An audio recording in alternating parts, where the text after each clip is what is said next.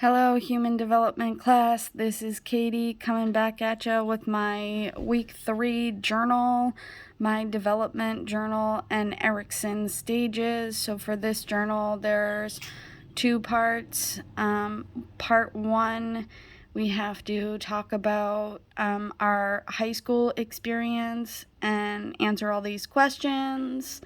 And then in part 2, we have to use those experiences and compare them to Erikson's stages of development, the developmental domain. Again, I'm doing a recording or a video because for me that just seems the best move to really describe what I want to talk about. And if there's any background noise, I do apologize. I am in my living room, and it is 3:43 in the afternoon, so there are a lot of people outside. I live on a quiet little street, but anyway, I'm in my living room doing this journal that I am going to upload to YouTube.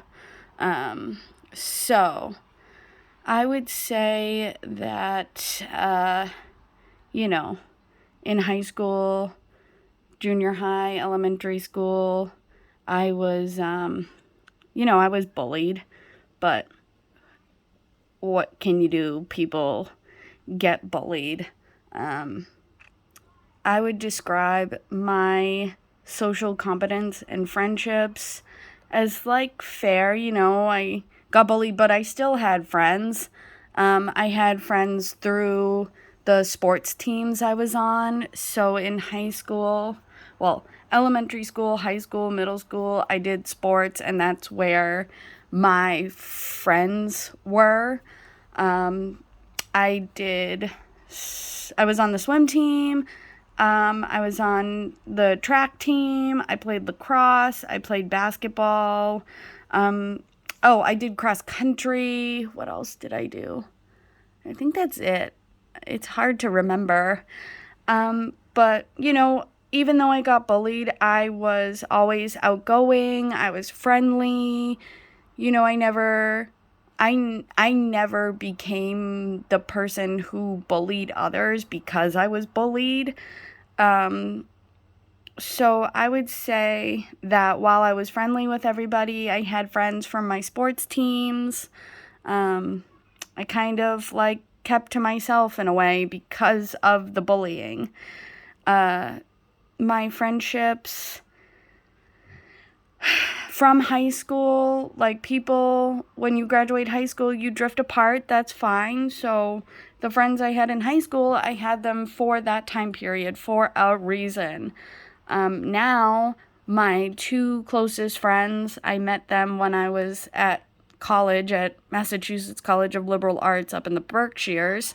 And I've been best friends with these 2 young ladies or women for about, it's going on 8 years now. But anyway, in high school, I had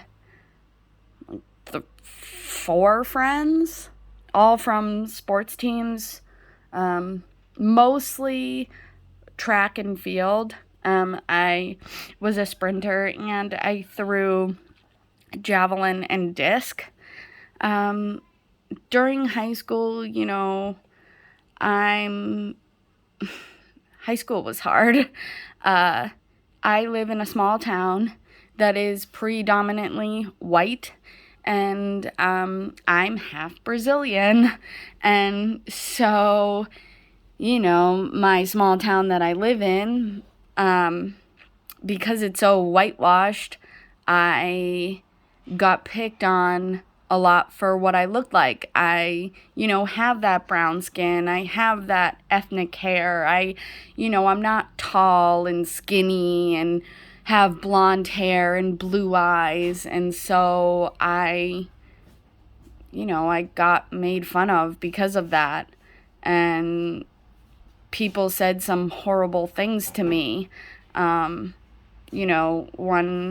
One person said that that I was a dirty Mexican and needed to be, brought back over the Mexican border and put a bag over my head because no one wanted to look at me because I was a dirty Mexican, which isn't true because I'm half Brazilian. I'm not Mexican. And, if you are, there's nothing wrong with that. That's awesome.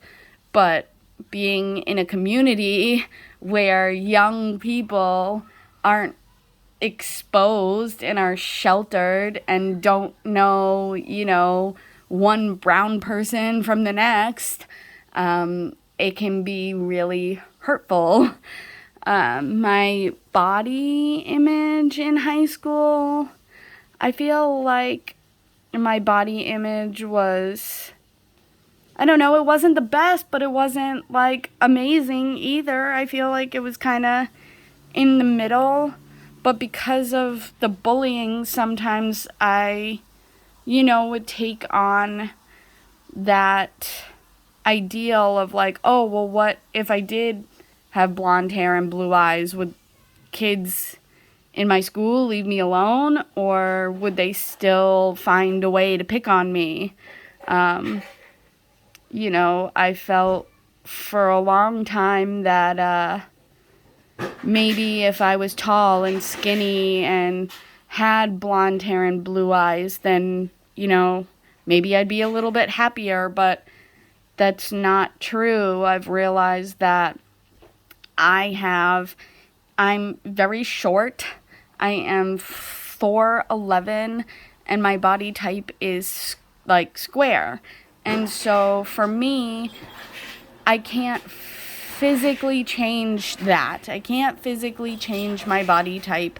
So in order for me to accept that, I have to accept my body, and I have a short square body, so I can only be the best short square I can be, because I can't be a long, thin, tall rectangle. There's no way.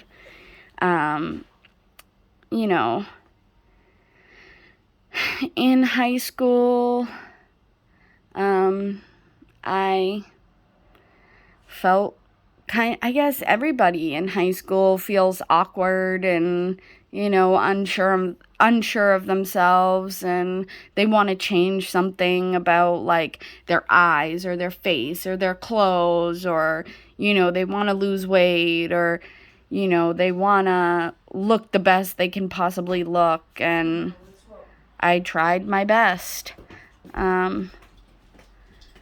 How I feel about myself now because of that, I found that, getting out of my small town when I went to MCLA, and I was, in a place where there were people who looked like me, brown skin, brown hair, they looked ethnic rather than what I had, grown up seeing from elementary school and middle school and high school.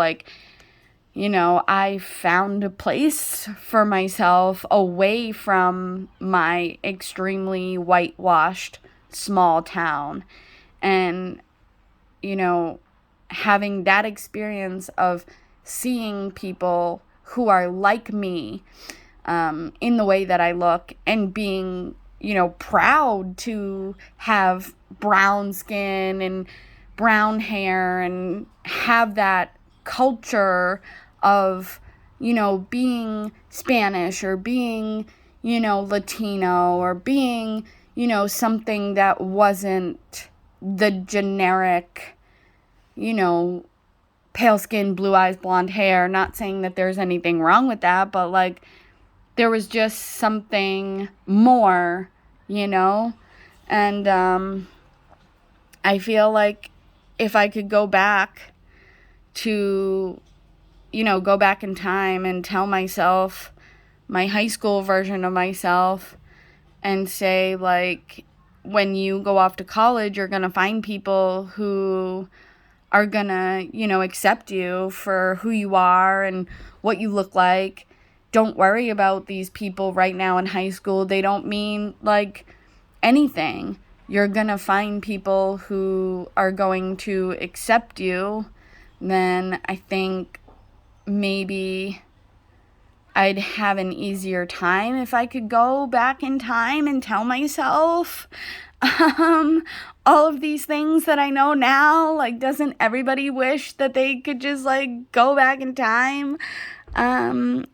But, being bullied, like, it's hard. Like, it's hard, and I'll always have that, those experiences of being bullied, but, like, that doesn't define me on who I am. So, how do your feelings now contrast with experience in high school? In high school, like, I feel like I've grown so much because I had that chance to get away. My attitudes are different than, the attitudes that I had in high school.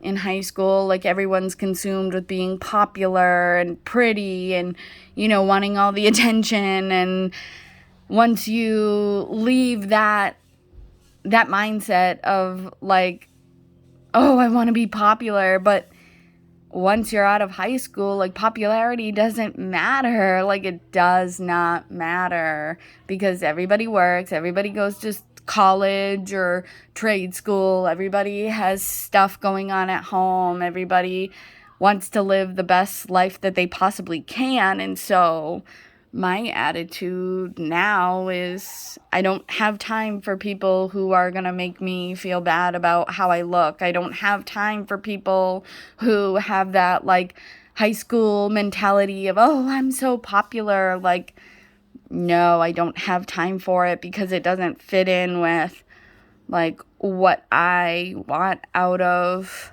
my life. My relationships are the same or different. So my friends that I had in high school, they were in my life for a reason to keep me going through high school. But when you have 3 or 4 friends in high school and then you all go to different colleges and you all grow and change and develop, some for the worse, some for the better, like, your high school relationships drift apart. Which is fine because my 2 best friends, like, I met in college, and one of them lives in Holyoke and one of them lives in Leominster. And so while I can remember my friends from high school, I don't need my friends from high school anymore. So my relationships have changed because I'm no longer in high school. So I don't have that mentality of being popular and wanting to have that attention. I'd rather not have any attention on me at all, honestly. Like, I'd rather just sit in a corner somewhere and read my book and be invisible. And so that's how those relationships have changed. But my relationships with my family have changed as well because I can understand, like, the hard work it takes to, be an adult and work and save money and, go to college, and everyone changes and grows. And yeah, so, all right. Do you plan on getting married, or are you in a relationship, or are you already married? So I'm not in a relationship at the moment. I had been in a relationship, but it ended, which is fine. Like, I realized, like, he wasn't the guy for me. He was a lot different at the beginning than in the end. And, he had his own issues, and I have my shit that I'm working on, and the difference between the both of us is, he has his shit, I have my shit, but I choose to work on mine, and he didn't want to take the time to look at his stuff. And then, like, I don't know how I got myself as a little brown girl involved with him, because he was, well, we're not together anymore, but like, he was very into, the Second Amendment, which is nothing wrong. Like, if you are into the Second Amendment, fine. But like, he was so heavily involved with the Second Amendment and owning guns and, being like, not believing in like Black Lives Matter movement and saying all this stuff about immigration and immigrants and like supporting political people who just weren't, the right well, I don't want to say not the right choice, but not the right choice for me. And that also affected our relationship, and I realized, like, I can't be with somebody who openly says that they don't support Black Lives Matter. I'm not Black myself, but, just hearing that made me feel like, oh, well, you don't support Black Lives Matter, but you have a brown girlfriend. At the end of the day, like, what does that say about you, sir? Like, you're gonna sit here and tell me, like, you don't support Black Lives Matter? Like, does that mean, like, my life has no, value to you because I'm brown? Like, so it was very, like, him and his family, like, had, Confederate flags all over their house. They were just very heavily involved with that political side of the spectrum. And I thought that, being an open-minded person and willing to take the time to listen and have educated dialogue between, political sides, I thought that I could do it, but in the end, I could not. So I had to end it, and we had been together for at least 9 months. So it was close to coming on a year when I ended it. So I'm not in a relationship. I'm not married. For a long time, like, I didn't want to get married because, I saw what my parents went through, and I didn't want to go through that. And I know, like, all marriages are not like my parents, but for a while that, like, heavily influenced my decision. Like, I was just, 16 and angry and upset and frustrated and scared and sad at the world, and not knowing, like, if, like, my parents, when they got divorced, if we were going to be able to, like, live in the house we were living in, and, like, where I was going to go, and if I was going to have to jump from house to house and be, like, one weekend with my mom, one weekend with my dad, like, so for a long time, like, I didn't want to get married. But I think now that I'm no longer 16, I would get married, but I don't know. I'm kind of in this place of, well, I'm 27, so I want to do what I want to do when I want to do it. And, no one or nothing is going to stand in my way of doing what I want to do at all times. And maybe that's selfish. I don't know. Maybe it's not. I don't have children at the moment. But, I kind of, I don't know. I like kids and I'm good with kids, but I like the idea of, with my friends who have kids, or my family and my younger cousins, and kids are all well and good, but at this time in my life, I'm just like, I don't want kids because I want to be able to do what I want when I want it, and having a child kind of, like, impedes that. And I don't, want to have anything stand in my way. My goals, right now, I don't really know. I guess my goals right now are saving money so that I can move out of home because I live at home. My goals are to, move out of home, save money, be independent, not have to, have that, not have to have that thought of, oh, well, I live at home and, I'm 27. Should I really be living at home? But there's so much more going on in the world where it's just, economically more feasible for me to live at home right now. Young people can't not live at home if they're not in a relationship or not married. They don't have that other person, or they're not living with friends. It's really challenging to go out on your own as a young person. Because I don't know, I feel like, in today's world, young people have to choose, oh, do they want to, pay their rent, or do they want to, pay their student loans? It's so different than how it was back when, my mom was 27, and, okay, she tells me all the time that,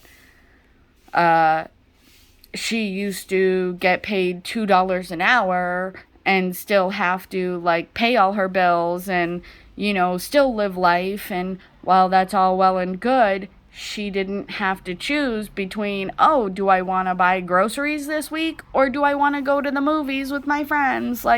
She had the ability to do both. Whereas, young people nowadays, it's oh, do I want to buy groceries, or do I want to, spend $18 at the bar just to, relax and have a good night with my friends? Young kids can't do both unless they have a really, really, secure, well-paying job, and, life is just tricky. Life is just tricky, but my goals are to, move out, have good relationships or stronger relationships with my family, build better relationships with the friends that I have now. My goals are to, I read a lot, so I also write a lot, and, one day, hopefully, somewhere down the line, I'd like to, get published. I did go to school for writing and English, and one day, somewhere, maybe I will publish a novel. Who knows? But right now, those are my goals: to move out, be independent, build better relationships with those people in my life that I have right now, and just work on being more self-aware and being, aware that everyone has challenges, and being less critical of myself. And I put a lot of pressure on myself, and trying to relax and not put so much pressure on myself. When did you decide to go to college, and why did you choose this college? So I went to college right after high school. I decided to go to college because everybody I knew was going to college. That was the thing to do. And I guess it was a decision. But looking back, I don't know. I don't know if I would spend the money to go to school. Honestly, if I could go back, I'd go into a trade. I'd go into a trade and like do trade work, whether it's cooking or nursing or even becoming like something like an EMT or going and getting a certificate in something. I don't think like if I could go back, like I think I would just go right into work and like be able to save money and like figure out like being on my own and not not going to school. Like student loans are so crippling, and I do have a state job and I'm grateful for my state job, and it's not what I went to school for, and I'm hoping that that once things are back up and running again from this awful pandemic, that my applications to UMass will lead me in some kind of educational endeavor where I can work at UMass and, be around knowledge and be around people who want to acquire knowledge to better themselves. But if I had the chance to like go back and do it all over again, I don't think that I would go into college. Or if I like were to go back in time, I don't think I would necessarily like go to school for writing in English.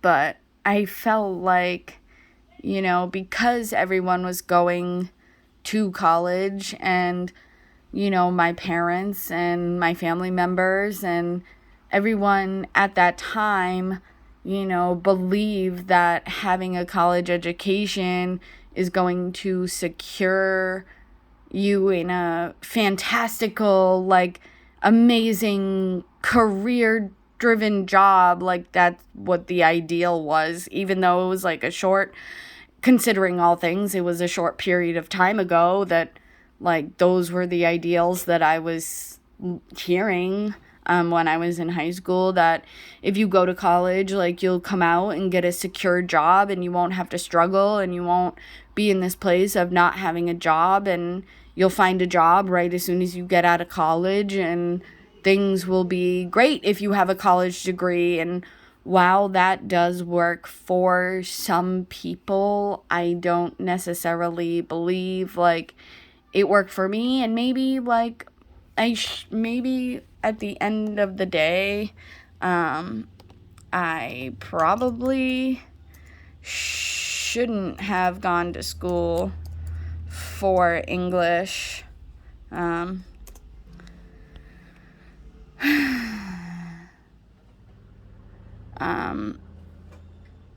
Difficulty. So no, this is right now, this isn't my first time in college. I'm actually working to finish my degree. But the difficulties I'm experiencing now, I don't, well, I mean, my mental health is always going to be a difficulty with, clinical major depressive disorder and generalized high anxiety. So I feel like those are always going to be difficulties, but I'm not going to allow them to stand in my way.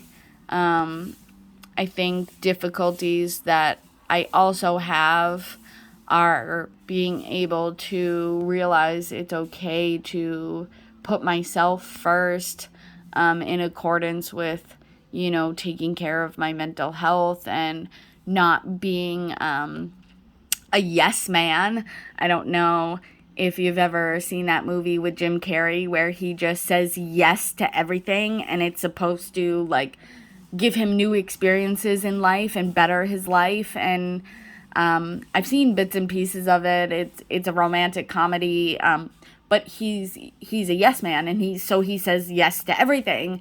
And myself, like that's how I am. I say yes to everything and everybody because I don't want to hurt anyone, and I don't want to, be in this place where people think poorly of me because I'm, taking time for myself and doing what I need to do for my life. And I think a big part of why I'm like this is, growing up, I was told, like, oh, we'll never give anybody any, ammunition to use against you, whether it's what you do, what you say, what you wear, how you act. Like, don't allow those things to be taken and then turned back and used to hurt you in a way. So, I'm finding it difficult now, as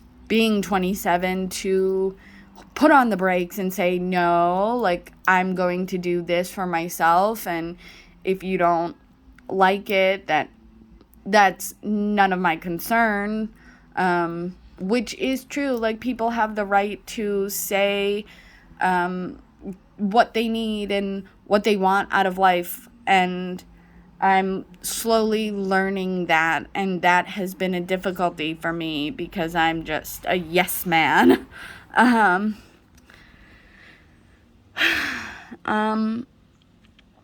College, I guess, wasn't, when I went to MCLA, it wasn't what I thought it was going to be.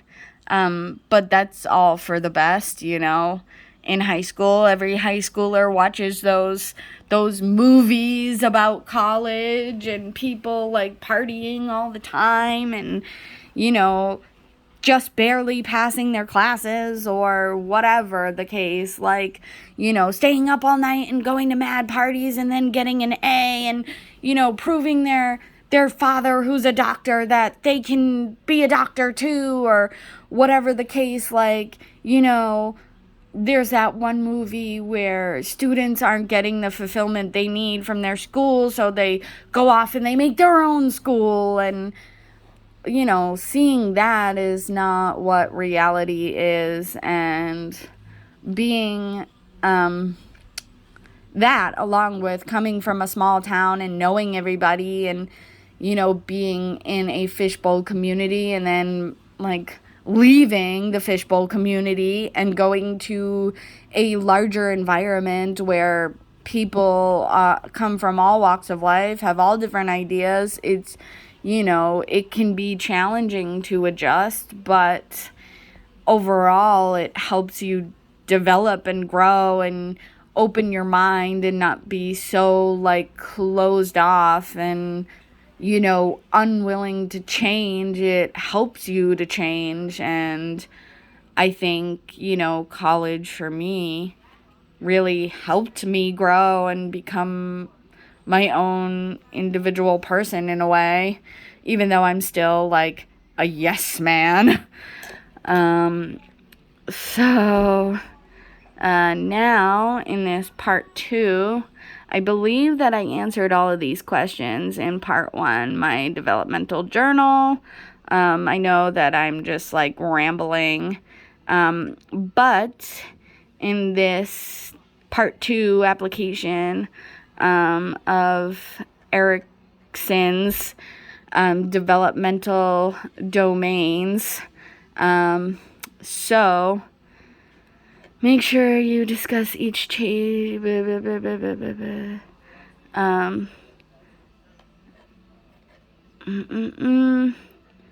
okay, Erikson's developmental domains. Hold on, let me see. Okay, in a early. Okay. Bum bum bum bum bum. Okay.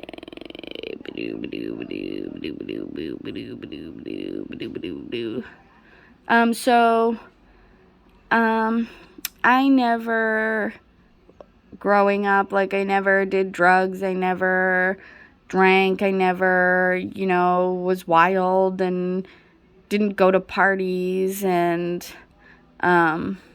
all of that stuff, like, you do in, you do in high school. But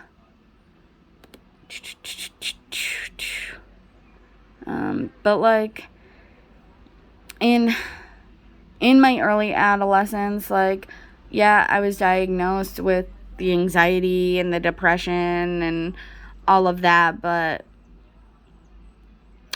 I don't think, like, while it had its effects, it didn't limit me physically. Like, I was in sports. I still did things outside of the sports. You know, cognitive and social, like emotional. I think now that, like, I'm being you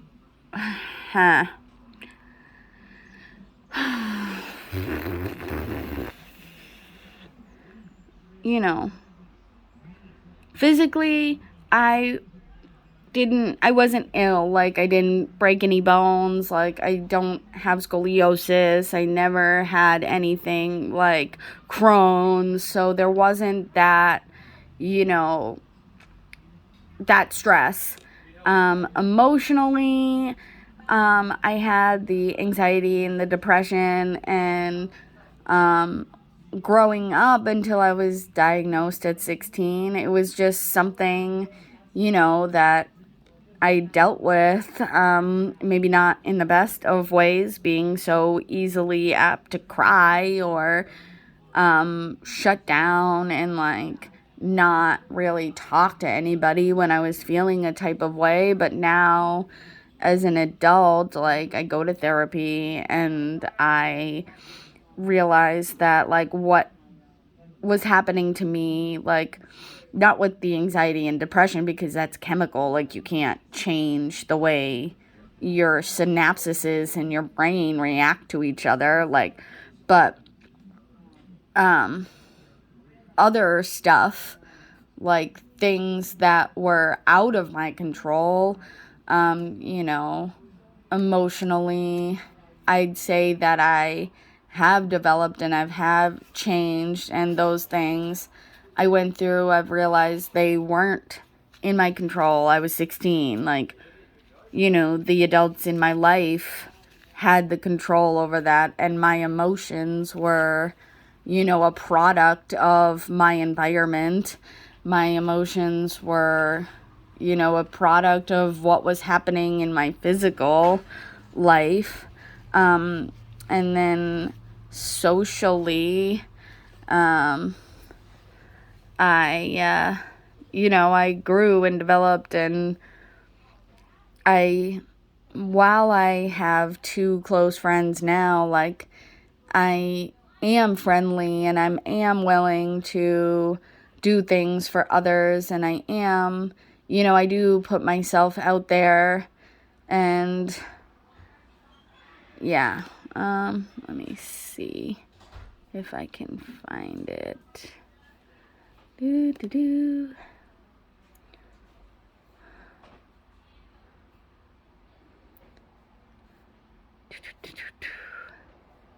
I know it's in here somewhere.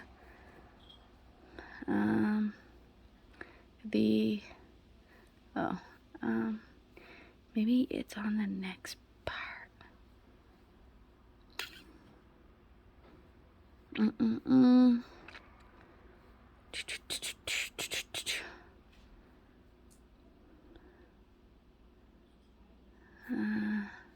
Because I want to answer all of the questions, and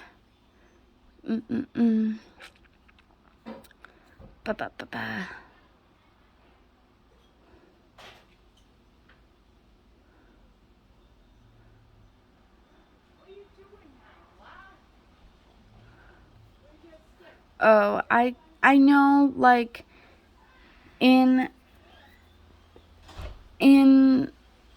high school, in my life now, I'm trying to work on this to the best of my ability, But there is this lingering, I know in high school it wasn't lingering, but now it's really lingering, this imaginary audience, where, like, I believe people, like, see me or look at me differently than what is actually, happening to them. That, that's something I have to work on, this imaginary audience, which is fine. Like, I can work on it. It's something that I don't want to be stuck in, having this imaginary audience. But I know I saw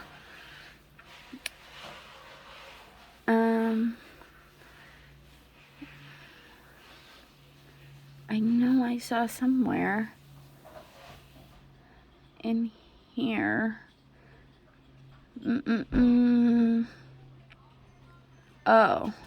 This is okay. So, expanding on Erikson's theories. So,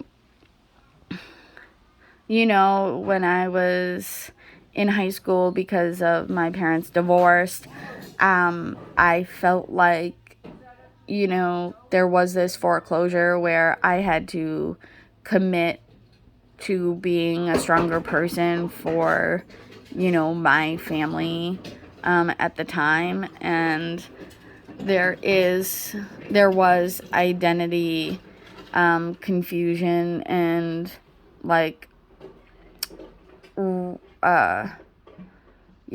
was identity confusion within myself, because of this foreclosure. And even now, sometimes I'm in a place where I don't know how to escape or break away from this foreclosure, because I've already committed to it. So, and I've committed to, being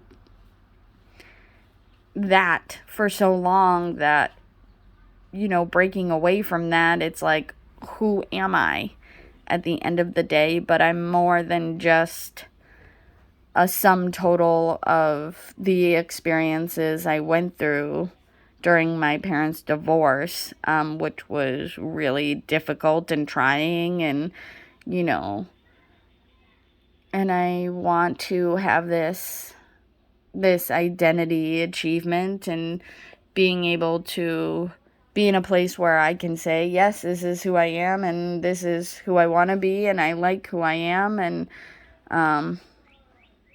so hopefully I answered all of these questions. I know that I just, like, rambled on and on and on. And anyway, class, thank you again for taking the time to listen to my week 3 developmental journal and Erikson stages.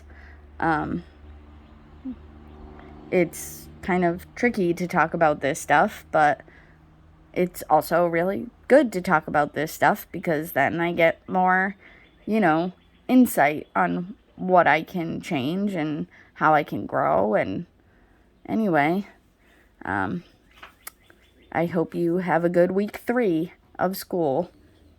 Talk to you later.